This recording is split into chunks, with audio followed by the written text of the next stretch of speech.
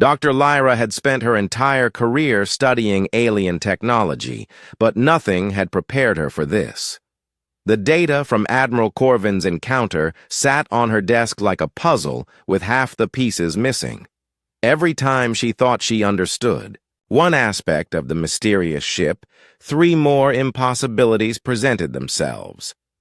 Her laboratory on Research Station Omega buzzed with activity as teams of scientists worked around the clock to make sense of the readings. The station orbited a quiet star system far from major trade routes, making it perfect for studying dangerous or sensitive materials. Right now, nothing felt more dangerous than the implications of what they had discovered. Doctor, the power. Analysis is complete, announced her assistant, a young Veltron named Kip, whose 3 eyes could process data faster than most computer systems. The energy signatures don't match anything in our databases. The power output readings suggest a source approximately 17 times more efficient than our best antimatter reactors. Lyra rubbed her tired eyes and looked up from the holographic display showing the massive ship's outline. 17 times? That's not just advanced technology, Kip. That's a completely different understanding of physics. It gets worse, Doctor. The artificial gravity readings indicate the ship doesn't use rotation, magnetic fields, or any other method we understand. The gravity appears to be generated directly, as if the ship is creating its own localized space-time distortion. The implications made Lyra's head spin. Artificial gravity generation without massive rotating sections or energy-intensive magnetic systems was purely theoretical. Even the most advanced council races had only managed to create small gravity fields for limited periods, and the energy cost was enormous. "What about the weapons systems?" she asked, dreading the answer. Kip's middle eye focused on a different data stream. The asteroid destruction analysis suggests weapons that manipulate fundamental forces rather than simply applying energy. The asteroids didn't explode or melt, Doctor. They just stopped existing in any measurable form. Across the laboratory, Dr. Morgan, a human scientist, and one of only 3 humans working in council research facilities, looked up from his own analysis station. His face showed the same concern that Captain Reed had displayed, the look of someone who knew more than they were saying. "Dr. Lyra," Morgan said carefully, "I've been analyzing the communication protocols the ship used. The language processing was too perfect. No delay for translation, no grammatical errors, no cultural misunderstandings. It spoke to our ships as if it had been monitoring council communications for years." "That's impossible," Lyra replied automatically. "Humans have only had faster-than-light communication for about 50 years. Your longest-range broadcasts barely reach the edge of your home system." Morgan's expression grew even more troubled. "That's what I thought too, Doctor. But the communication analysis suggests otherwise.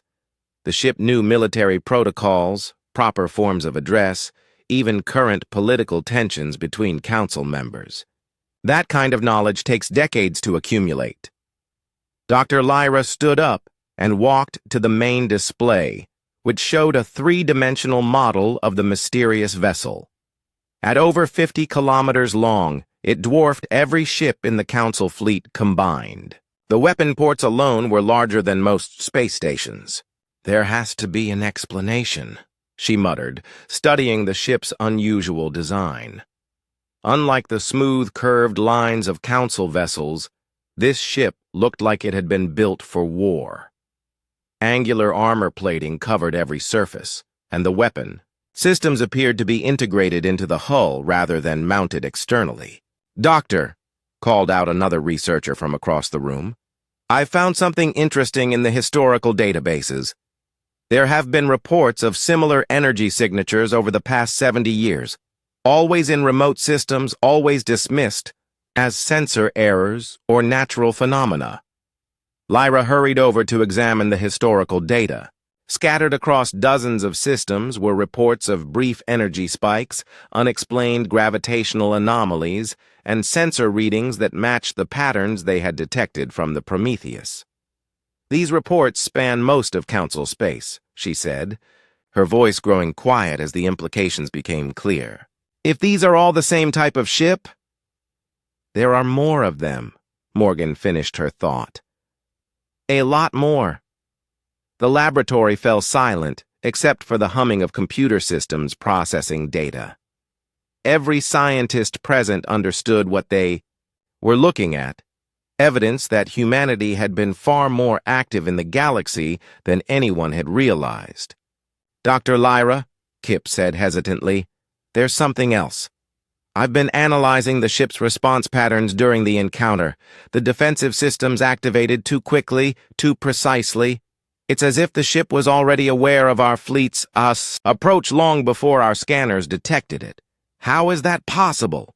I don't know, but the timing suggests the ship has sensor capabilities that far exceed our own. It may have been tracking Admiral Corvin's fleet for hours or even days before the encounter."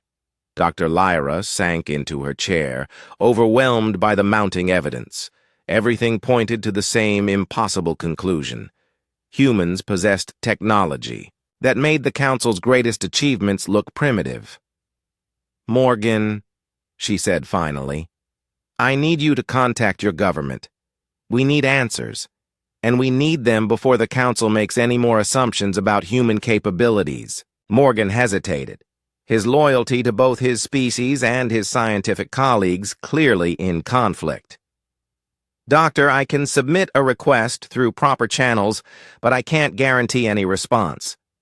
My government doesn't usually discuss military matters with Council researchers." "Military matters?" Lyra's voice rose sharply. "Is that what this is? Are we looking at human military technology?" "I honestly don't know, Doctor, but ships like that, they're not built for exploration or trade." Before anyone could respond, the laboratory's emergency communication system activated. Admiral Corvin's face appeared on the main display, his blue skin showing stress patterns that indicated extreme agitation. "Dr. Lyra, I need your preliminary analysis immediately. The Council emergency session has been moved up.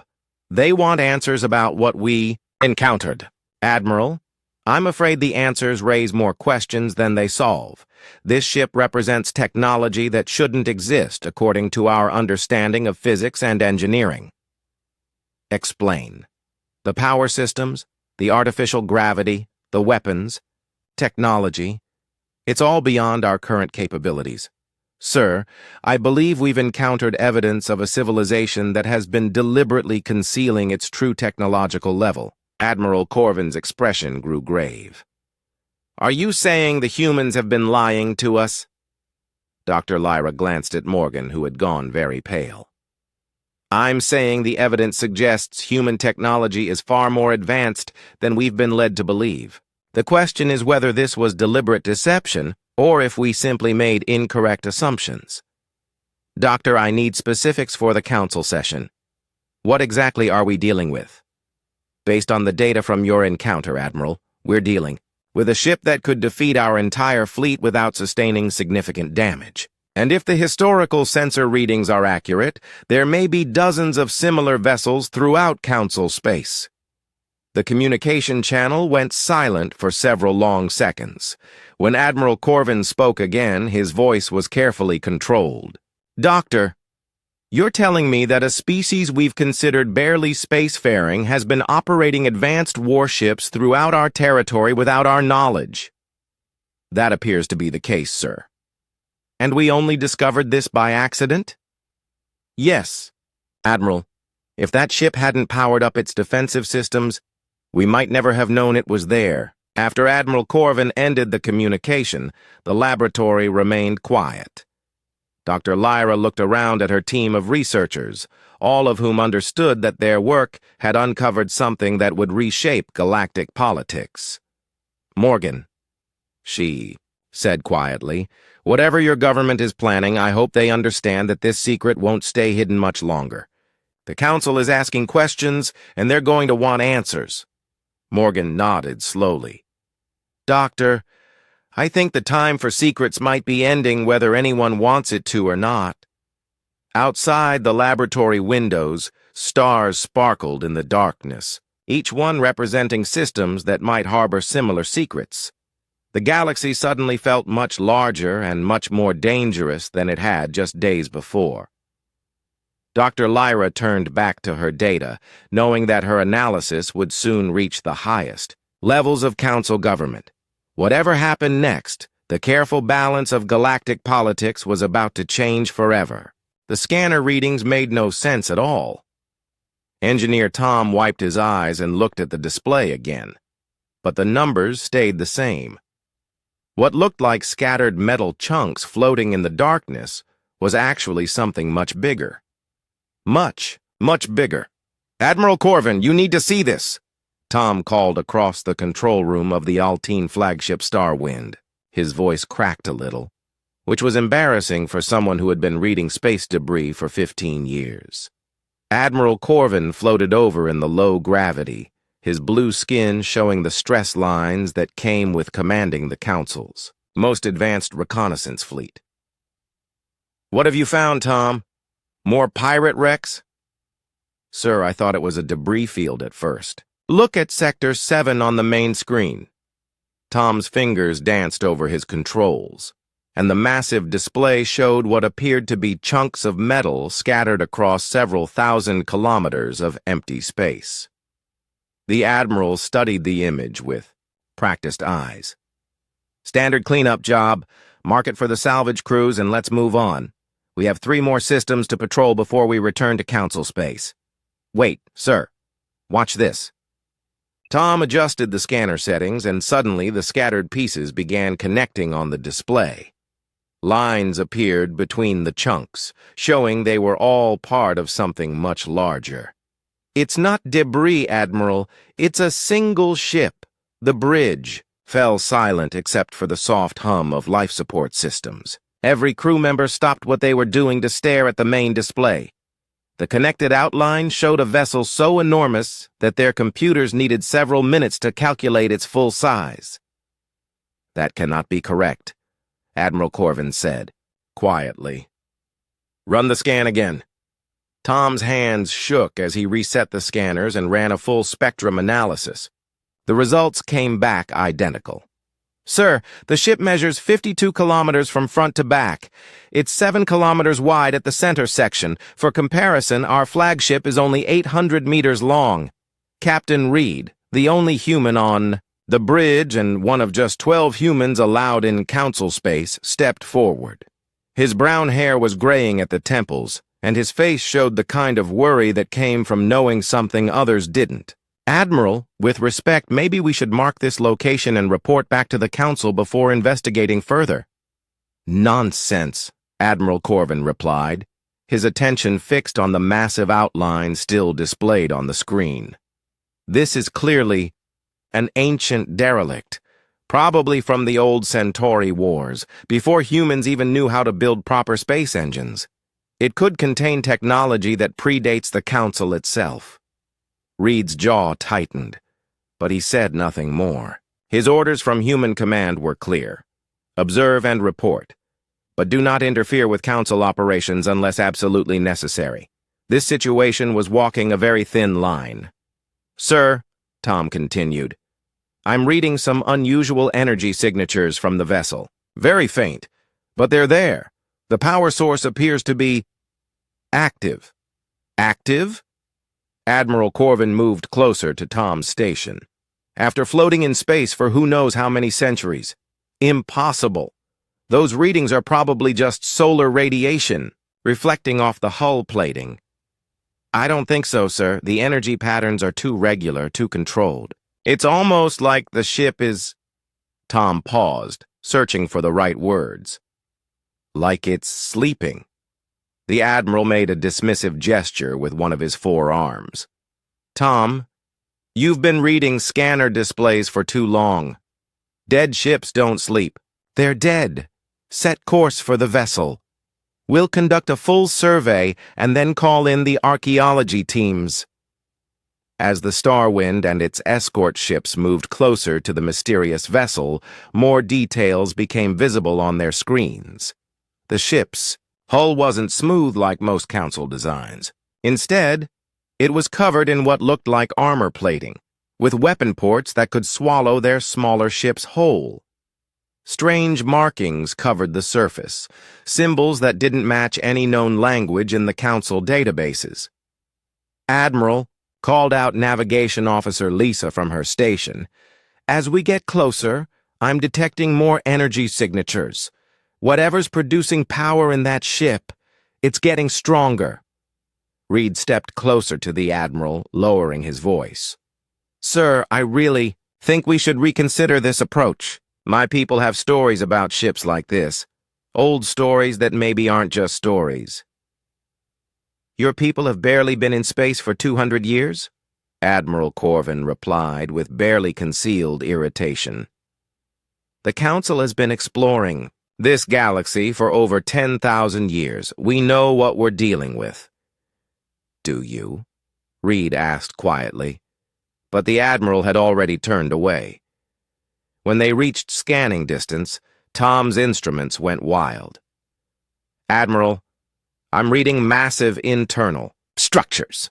Corridors wide enough to fly a fighter through. Chambers that could hold our entire fleet. And, sir, he paused, double-checking his readings.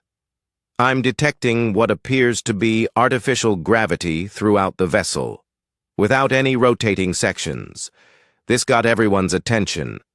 Artificial. Gravity without rotation was theoretical at best. The energy requirements alone would need a power source the size of a small star. That's impossible, Admiral Corvin muttered, but his confidence was starting to crack. Suddenly, every alarm on the bridge began screaming at once. Red lights flashed as Tom's scanner display lit up like a festival celebration. Sir, the ship is powering up! Energy levels are increasing exponentially! Tom's voice rose to a shout over the alarms. Whatever was sleeping in there, it's waking up! The massive vessel, which had appeared dark and dead just moments before, began to glow. Lines of brilliant white light raced along its hull like veins, carrying liquid fire. Weapon ports that had seemed empty suddenly blazed with contained energy. Most terrifying of all, the ship began to move, rotating slowly to face their small fleet. All ships, retreat to minimum safe distance, Admiral Corvin ordered, his earlier confidence completely gone. Sir, what's minimum safe distance from something? Like that? Tom asked, his voice tight with fear. Before anyone could answer, space around them erupted in blinding light. The mysterious ship had fired, but not at them. 3 large asteroids that had been floating nearby simply vanished, reduced to glowing vapor in seconds. A new voice filled their communications channel, speaking perfect Council standard with a slight accent that Reed recognized immediately. Unknown vessels, you are approaching a restricted area. Alter course immediately or face defensive action. Admiral Corvin found his voice. This is Admiral Corvin of the Galactic Council Fleet. Identify yourself and state your authority for claiming this space. The response came without hesitation. This is Automated Defense System Prometheus. You have 30 seconds to begin withdrawal, or I will assume hostile intent. Reed closed his eyes and whispered something that sounded like a prayer. Around him, the bridge crew stared at their displays as the impossible ship continued to power up systems that shouldn't exist. The 30 seconds felt like 30 hours, but Admiral Corvin finally gave the order to retreat. As their ships pulled back, the massive vessel watched them go, its weapons tracking their movement with mechanical precision. Behind them, the ship they now knew as Prometheus settled back into its waiting pose, but the lights along its hull remained bright. It was no longer sleeping, and somehow everyone on the bridge knew that the galaxy had just changed in ways they couldn't yet understand. Reed opened his communications channel to send an encrypted message toward human space. His message was short but urgent. They found one of the Titans. Recommend immediate status change to active monitoring. The response came back within hours. Understood. Operation Revelation is now active. Maintain cover until further notice. As the Council fleet limped away from their encounter, none of them realized they had just looked upon humanity's oldest and most carefully guarded secret. The age of human isolation was about to end, and the galaxy would never be the same. General Thax believed in overwhelming force. Throughout his 40-year military career, he had solved every problem by bringing more ships, bigger weapons, and superior firepower to bear on his enemies. This approach had never failed him, which was why the Council had chosen him to deal with the human ship situation. His battle fleet consisted of 12 heavy cruisers, 36 destroyers, and over 200 fighter craft. Enough firepower to level a small moon. As they approached the coordinates where Admiral Corvin had encountered the mysterious vessel, Thax felt confident that whatever primitive human technology awaited them would be quickly overwhelmed. "Sir, sensors are picking up the target," reported Commander Vale from the flagship's tactical station. Her reptilian features showed the calm focus that had made her one of the fleet's best tactical officers. "The vessel appears to be in the same position as Admiral Corvin reported, but it's much darker now, almost invisible against the background stars." General Thax studied the tactical display, which showed a faint outline barely visible to their sensors. "It's trying to hide. Probably detected our approach and powered down to avoid confrontation. Standard coward's tactic." Captain Reed, who had been assigned to Thax's fleet as an observer after his experience with Admiral Corvin, stood near the command station. His presence made Thax uncomfortable. Humans were supposed to be junior partners in galactic affairs, not advisors to Council Military Operations. "General," Reed said quietly, "I strongly recommend we attempt communication before taking any aggressive action. That ship may have protocols we don't understand." "Protocols?" Thax laughed, a sound like grinding metal. "Captain, we're dealing with a single vessel against my entire battle fleet. What protocols could possibly matter? Sir, with respect, we don't fully understand what we're facing. The energy readings from Admiral Corvin's encounter suggest an old derelict with some working power systems," Thax interrupted. "Nothing more. Commander Vale, take us to combat formation. I want that ship surrounded before it can attempt to flee." As the Council fleet moved into attack positions, their sensors began detecting changes in the target vessel. What had appeared to be a dark, lifeless hulk began showing signs of activity. "Sir, the target is powering up," Commander Vale reported, her voice carrying a note of concern. "Energy levels are increasing rapidly. Much more rapidly than our intelligence reports suggested was possible." General Thax watched as the tactical display updated. The mysterious ship wasn't just powering up, it was transforming. Lines of brilliant light began racing along its hull, creating patterns that looked almost like blood vessels carrying liquid fire. Weapon ports that had appeared empty began glowing with contained energy. "Impressive light show," Thax commented, though his voice carried less confidence than before. "Probably trying to intimidate us. Maintain attack formation and prepare to fire on my command." "General," Reed said urgently, "please reconsider. If that ship is what I think it is—" "What you think it is." Thax turned to face the human captain. "Enlighten me, Captain. What exactly do you think we're facing?" Reed's face showed the conflict of someone torn between conflicting loyalties. "Sir, my government has stories about ships like this. Old stories that may not be entirely fictional." Before Thax could respond, the massive ship moved, Not the slow, ponderous movement of a large vessel changing course, but an instant translation from one position to another. One moment it was directly ahead of their formation, the next it was above them, having apparently folded space around itself to change location. "That's impossible," Commander Vale whispered, her tactical training struggling to process what her sensors were reporting. "Sir, the target just moved approximately 12,000 kilometers in 0 time. Our instruments didn't detect any propulsion, no energy discharge, nothing that would indicate movement." The ship moved again, this time appearing behind their formation, then to their starboard side. Each movement was instantaneous and silent, as if the vessel was simply choosing where to exist rather than traveling between points. "All ships spread formation," General Thax ordered, his earlier confidence completely gone. "Don't let it get behind our defensive screens." "Sir, our defensive screens are oriented forward," Commander Vale replied, her voice tight with stress. "That ship can appear anywhere it wants to. Our formations don't matter if it can ignore space-time physics."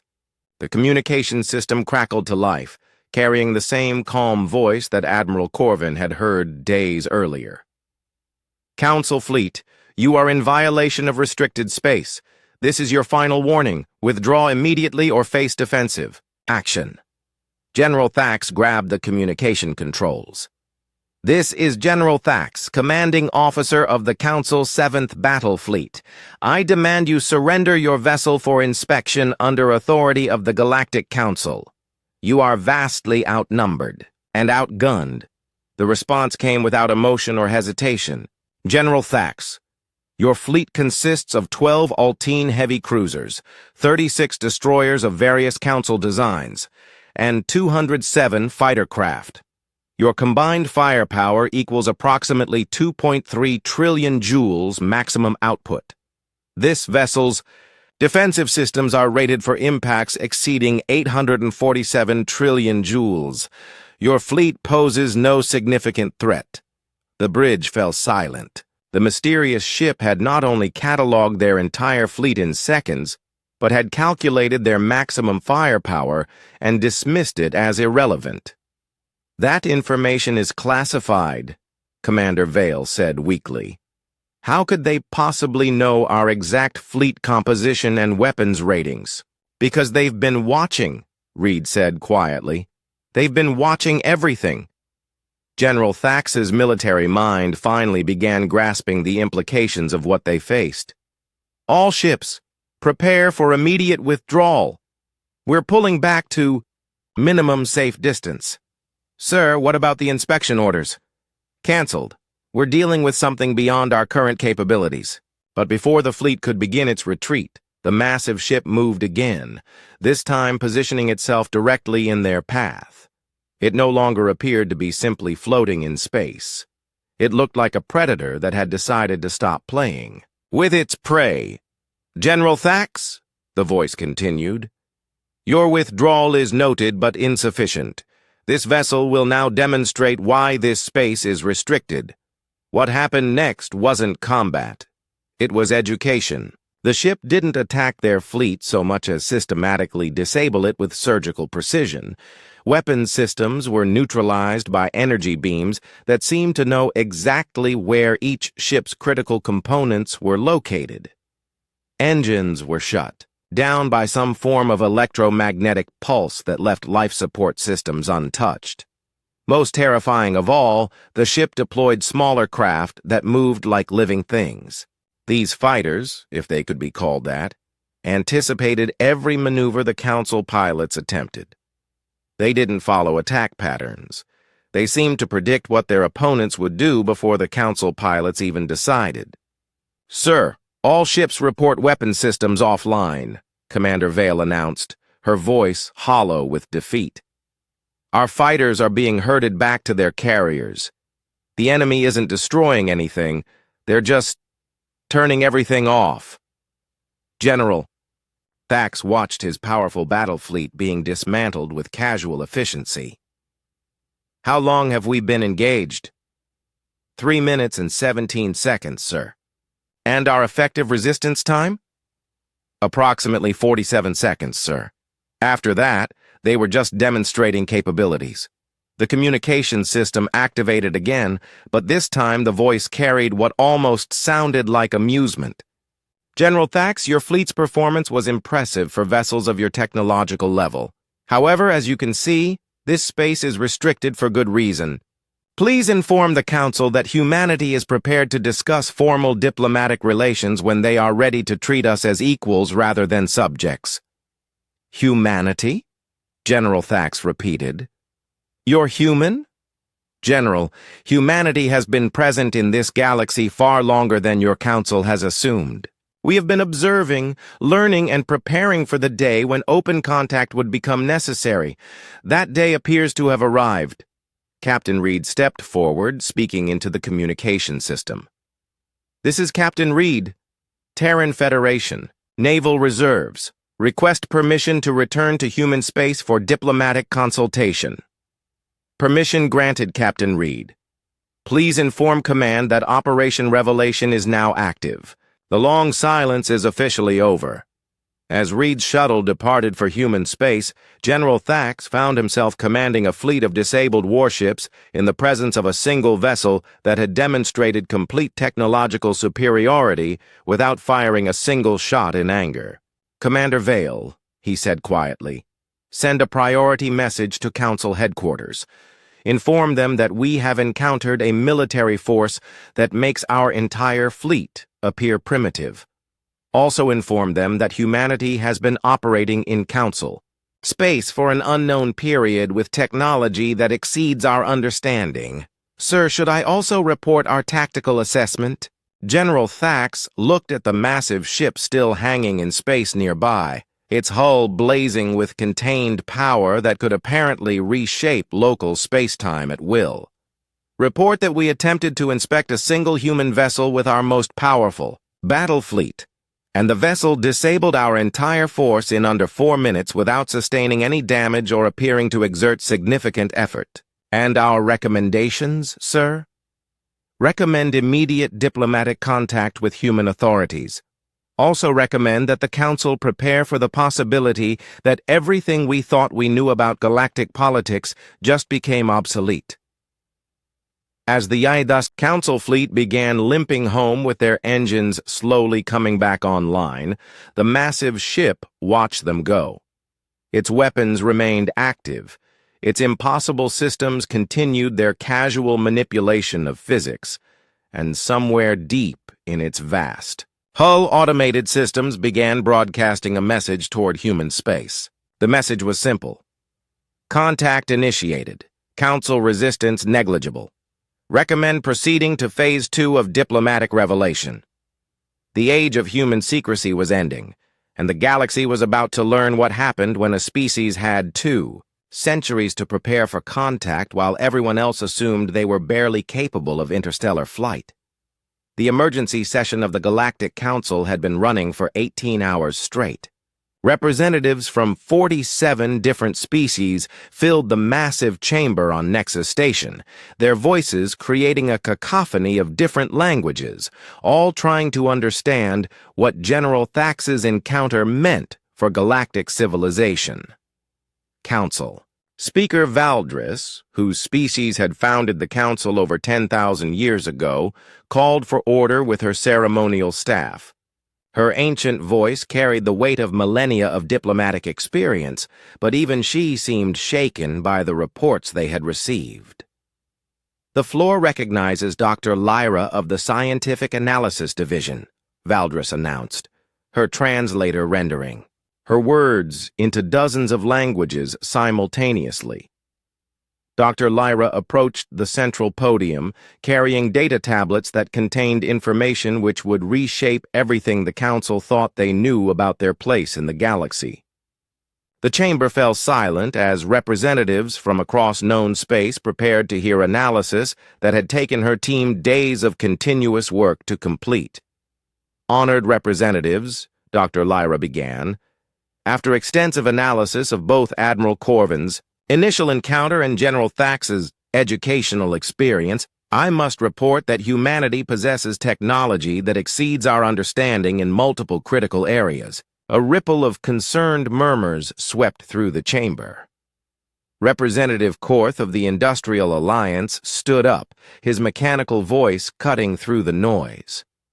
Dr. Lyra, you're asking us to believe that a species barely 2 centuries into space travel has surpassed civilizations with thousands of years of development? Representative Korth, the evidence suggests that humanity has been developing their technology for much longer than we realized, and doing so in complete secrecy. The vessel encountered by our fleets demonstrates capabilities that require fundamental breakthroughs in physics, engineering, and materials science. Dr. Lyra activated the chamber's holographic display system, showing a 3-dimensional model of the Prometheus. Even as a projection, the massive ship's dimensions were intimidating. Gasps echoed through the chamber as representatives saw the true scale of what their military forces had encountered. The ship measures 52 kilometers in length, Dr. Lyra continued, making it larger than most space stations. However, size is the least concerning aspect of this vessel. Analysis of its performance during General Thax's encounter reveals technology that appears to violate known physical laws. She highlighted sections of the ship as she spoke, showing weapon ports, propulsion systems, and defensive arrays. The vessel demonstrated instantaneous movement across distances of thousands of kilometers without detectable propulsion. This suggests either faster-than-light travel within normal space, or the ability to manipulate space-time itself. Representative Zara of the Military Council interrupted, her voice sharp with disbelief. Dr. Lyra, what you're describing is impossible. Even theoretical research into space-time manipulation requires energy sources that would dwarf small suns. Which brings us to the next concerning discovery, Dr. Lyra replied, changing the display to show energy readings. The vessel's power output exceeds our most advanced reactor designs by factors we can barely calculate. The ship appears to generate its own artificial gravity without rotation, maintains active defensive systems that require enormous energy, and powers weapons systems that can selectively disable our technology without affecting life support systems. The chamber erupted in concerned voices as representatives began grasping the implications. Speaker Valdris called for order, but the fear in the room was becoming palpable. Furthermore, Dr. Lyra continued when quiet returned. Our historical analysis has revealed evidence that vessels of similar design have been operating throughout Council space for decades. Energy signatures that we dismissed as sensor errors or natural phenomena now appear to be evidence of human ships observing our activities.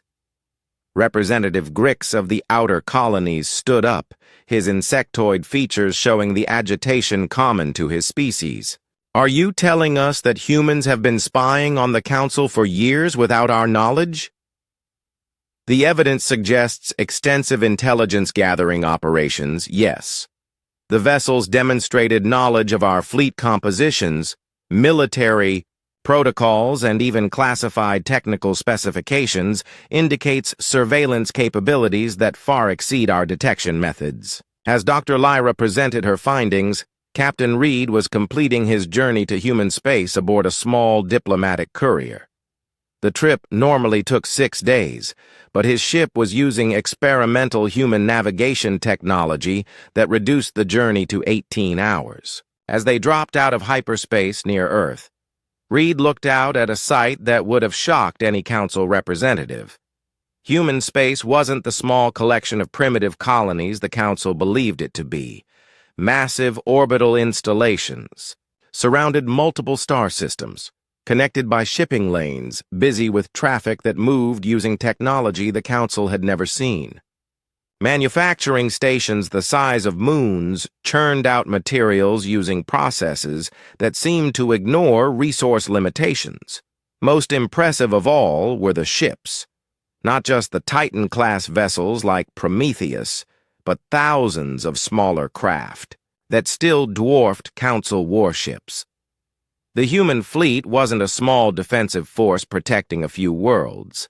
It was a civilization that had been preparing for galactic contact while everyone else assumed they were barely capable of interstellar flight. "Admiral Carter will see you now," announced the aide who greeted Reed at Terran Command, a facility that floated in space between Earth and Mars like a small moon made of metal and technology.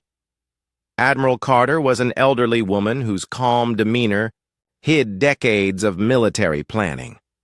Her office overlooked Earth through transparent aluminum windows that were themselves a technology the Council didn't possess.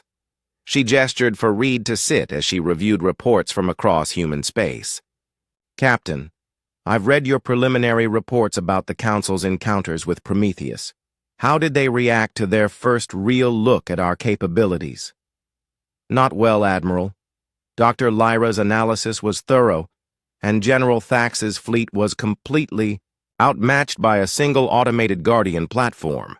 They're starting to understand that their assumptions about human technology were incorrect." Admiral Carter nodded, turning to look out at Earth's orbital installations. "The Council has governed this galaxy for 10,000 years by maintaining technological superiority over emerging species. They offer advanced technology in exchange for political subordination. It's worked because no one has ever challenged their assumption that they represent the pinnacle of galactic development. And now, Admiral, now they're discovering that while they were busy maintaining their political structure, humanity spent 2 centuries developing technology they couldn't imagine. We weren't trying to challenge them, Captain. We were simply preparing for the day when contact would become inevitable." Admiral Carter activated a holographic display that showed the disposition of human forces throughout the galaxy. Red dots marked the positions of Titan-class vessels, while blue indicators showed smaller installations and monitoring stations. The display revealed a presence that stretched across most Council space. "How long have we been out there, Admiral?" "The first deep space missions launched 60 years after we achieved faster-than-light travel. We've been observing Council activities for over a century, learning their languages, studying their technology, and preparing for formal contact. The Prometheus incident simply moved up our timeline. What happens now?" Admiral Carter turned, back to face Reed, her expression serious. "Now we find out whether the Council can adapt to a galaxy where they're no longer the dominant technological force. We're prepared to engage as equals in galactic affairs, but we won't accept the subordinate relationship they offer to younger species." Back on Nexus Station, Dr. Lyra was concluding her presentation with analysis that had kept her research team working around the clock. In summary, honored representatives, humanity possesses technology that makes our most advanced systems appear primitive. Their ships can manipulate space-time, their weapons can selectively disable our systems without causing casualties, and their intelligence-gathering capabilities have allowed them to monitor our activities for unknown periods. Speaker Valdris raised her staff for attention. "Dr. Lyra, what is your recommendation for Council response to this situation?" "Speaker, I recommend immediate diplomatic contact with human authorities. Any military response would be futile given the technological disparity we've observed. Our only viable option is negotiation from a position of equality rather than superiority." The chamber fell silent as representatives processed this fundamental shift in galactic politics. For 10,000 years, the Council had been the arbiter of technological advancement and political power. Now they faced a species that had quietly surpassed them, while everyone assumed humanity was barely capable of interstellar flight. Representative Korth's mechanical voice broke the silence. "Dr. Lyra, are we to understand that humanity has been deliberately concealing their true capabilities?" "The evidence suggests a long-term strategy of observation and preparation, while maintaining the appearance of limited technological development. This indicates a level of strategic planning that spans multiple generations." Representative Zara leaned forward in her seat. And how many of these Titan-class vessels do the humans possess? Dr. Lyra hesitated before answering. Based on our analysis of historical sensor data, we estimate at least 37 similar vessels have been detected throughout Council space over the past 70 years. However, this number likely represents only a fraction of their actual fleet strength. The implications hit the chamber like a physical blow. 37 ships like Prometheus could overwhelm the combined military forces of the entire Council. If that represented only a fraction of human capabilities, the balance of power in the galaxy had shifted far more dramatically than anyone had imagined. Speaker Valdris stood slowly, her ancient frame showing the weight of this revelation. The Council will recess for emergency consultations. All military commanders are ordered to avoid any aggressive actions toward human vessels or territory until further notice. Dr. Lyra, please prepare a complete analysis of human technological capabilities for distribution to all member governments. As the chamber emptied, representatives hurried to contact their home governments with news that would reshape galactic politics overnight. The age of Council dominance was ending, and no one knew what would replace it. On his journey back to Council space, Captain Reed carried with him humanity's formal response to the recent encounters. The message was simple but revolutionary. Humanity was ready to engage with galactic civilization as equals, not subjects. The terms were non-negotiable, and the technology demonstrated by Prometheus was just a preview of what humanity could bring to the galactic community. The galaxy was about to discover that while they had been focused on maintaining existing power structures, humanity had been quietly building something entirely new.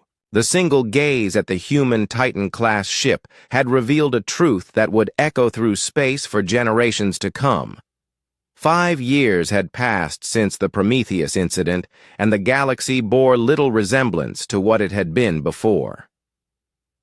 Admiral Corvin sat in his small apartment on a minor world in the Outer Territories, writing his memoirs for an audience that no longer cared about his warnings. His military career had ended in disgrace after the Council blamed him for failing to detect the human presence in their space.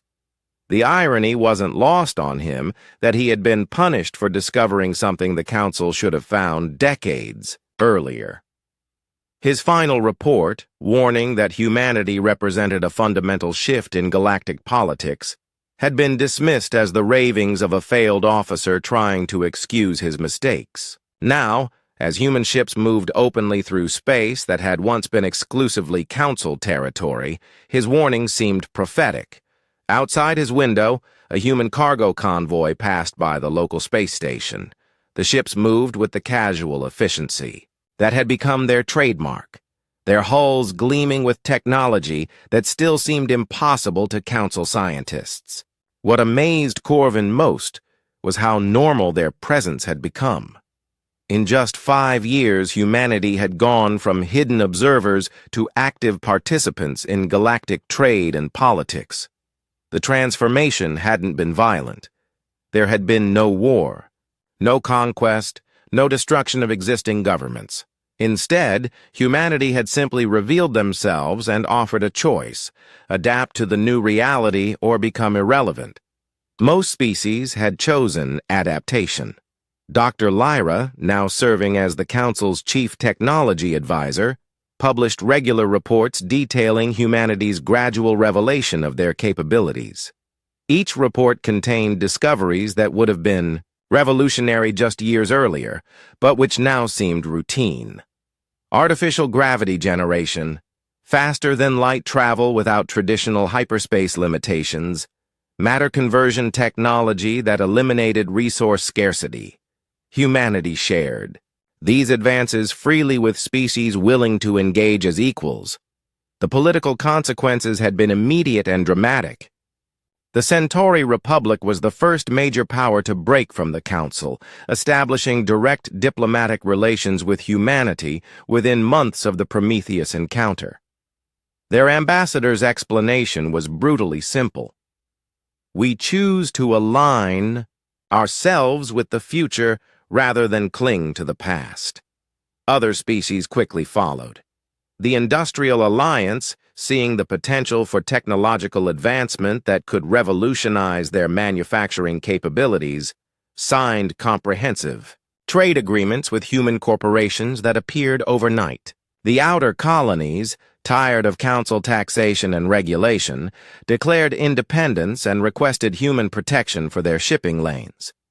Captain Reed, now serving as humanity's first ambassador to galactic affairs, operated from a space station that had materialized in the former neutral zone between Council and independent space.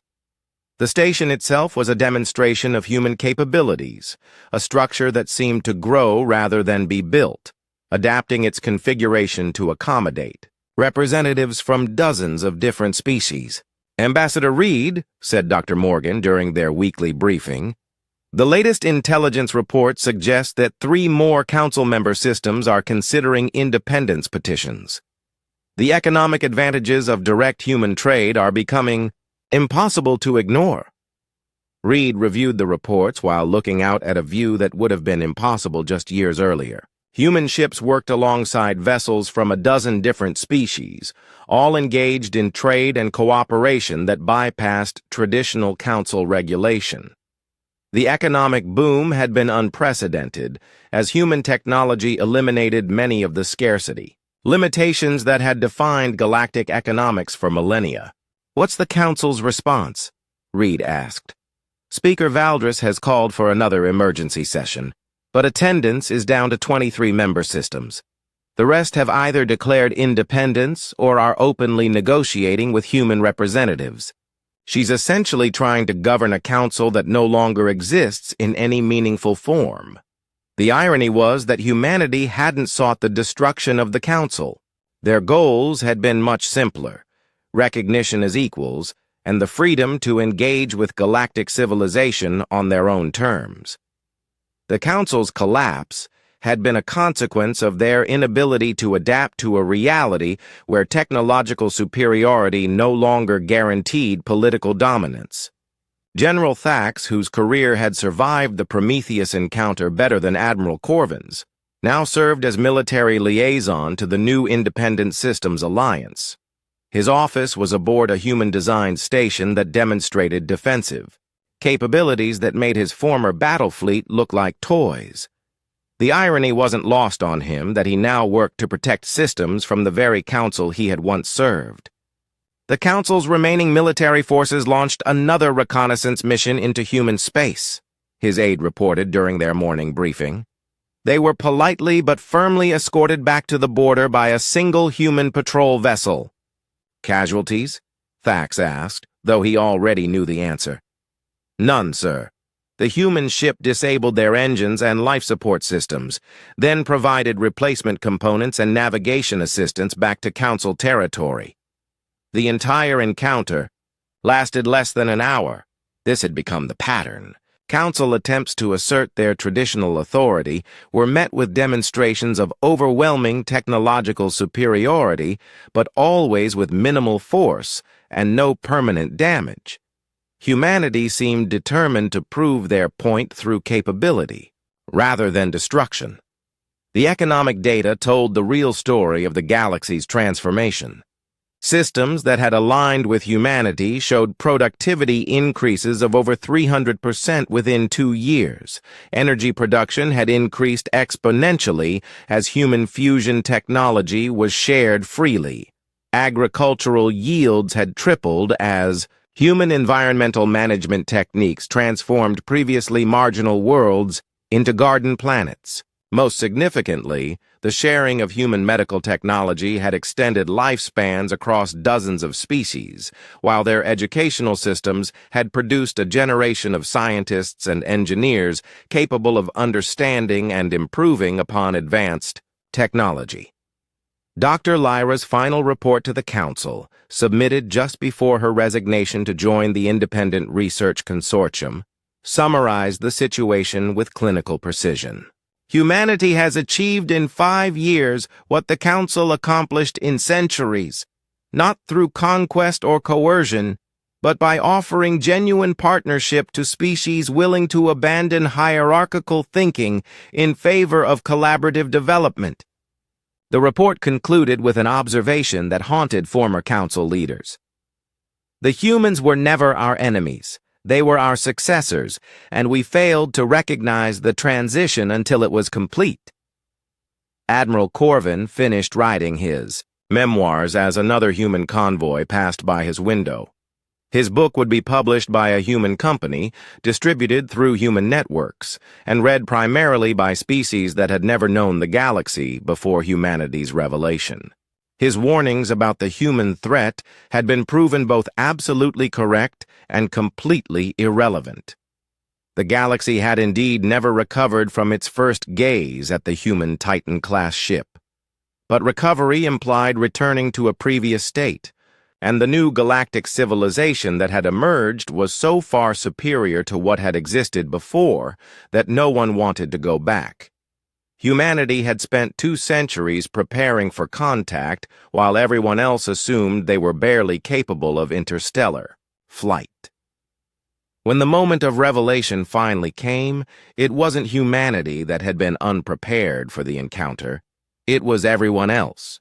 The council chambers on Nexus Station stood empty now, their once grand halls echoing with the whispers of a galactic government that had become irrelevant overnight. In their place, a new form of civilization had emerged, one based on technological cooperation rather than political dominance, on shared advancement rather than controlled distribution of knowledge. Speaker Valdris, in her final address to the 17 remaining council members, captured the transformation in words that would be remembered long after the council itself was forgotten. We governed through superiority, believing that advancement came through control. Humanity has shown us that true civilization advances through partnership. We are not witnessing the end of galactic order. We are witnessing its evolution into something we never had the wisdom to imagine. The human Titan class. Ship Prometheus still patrolled the space where it had first been discovered, but it was no longer alone. Ships from dozens of species worked alongside human vessels, all part of a galactic community that had learned to reach for the stars together rather than alone.